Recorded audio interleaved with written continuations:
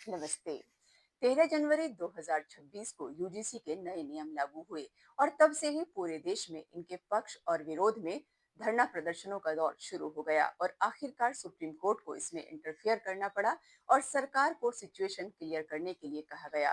इसमें एक नया नाम और जुड़ गया, शांति श्री धुलीपुड़ी का, जो जेएनयू की वाइस चांसलर हैं। वो जेएनयू के इतिहास में अब तक की पहली महिला वाइस चांसलर हैं और बेहद पढ़ी लिखी महिला हैं। उन्होंने अपनी डॉक्टरेट वहीं से कंप्लीट की और वो 6 भाषाओं की जानकार हैं। उनके फादर आईएएस ऑफिसर थे और उनकी माँ एक प्रोफेसर थी। तो ये हम कह सकते हैं कि वो एक बहुत वेल एजुकेटेड बैकग्राउंड से आती हैं और इससे पहले भी उनके कई सारे स्टेटमेंट्स पर कंट्रोवर्सी हो चुकी है।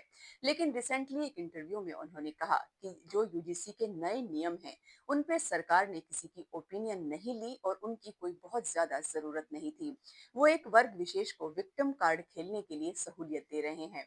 ऐसा नहीं है कि उन्होंने बिल्कुल गलत कहा है। बहुत से लोग इस तरह की सोच रखते हैं कि ये एक वर्ग विशेष को टारगेट करेंगे और लोगों को मनमानी करने की छूट दे देंगे। अक्सर हर एक जो कानून आता है उसके कुछ ना कुछ ड्रॉबैक्स जरूर होते हैं। लेकिन जब कोई डेजिग्नेशन का पे बैठा हुआ आदमी या इस तरह की पोस्ट पे बैठा हुआ आदमी ये बातें करता है तो उसे पॉइंट आउट करना आसान हो जाता है और यही शांतिश्री के साथ हुआ है। अगर वो एक नॉर्मल महिला होती तो शायद उनकी बात को कोई इतनी गंभीरता से नहीं लेता, क्योंकि हम भी इस तरह के बहुत सारे डिबेट देखते हैं कि लोग इससे आगे बढ़ के भी बहुत कुछ कहते हैं।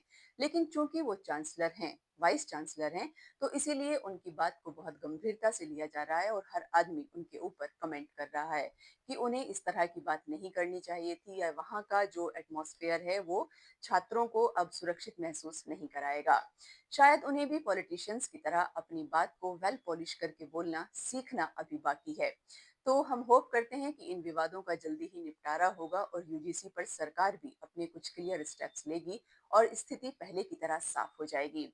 अगर आपको हमारे वीडियोस पसंद आते हैं तो please share, likes and subscribe. Thank you.